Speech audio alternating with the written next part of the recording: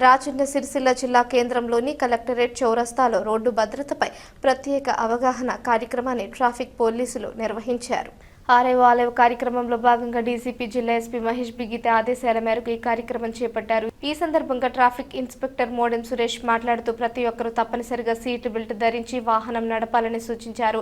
Seat belt లేకపోతే ప్రమాద సమయంలో ఎయిర్ బ్యాగ్స్ సరిగ్గా పనిచేయక ప్రాణ నష్టం జరిగే అవకాశం ఉందని హెచ్చరించారు. డ్రైవర్తో పాటు పక్క సీట్లో కూర్చున్న ప్రయాణికులు కూడా సీట్ బెల్ట్ ధరించడం తప్పనిసరి అని తెలిపారు. పట్టణ ఇన్స్పెక్టర్ శ్రీనివాస్ మాట్లాడుతూ రోడ్డు భద్రతా నియమాలను ప్రతి పౌరుడు ఖచ్చితంగా పాటించాలని, బాధ్యతాయుతంగా ప్రవర్తించాలని సూచించారు.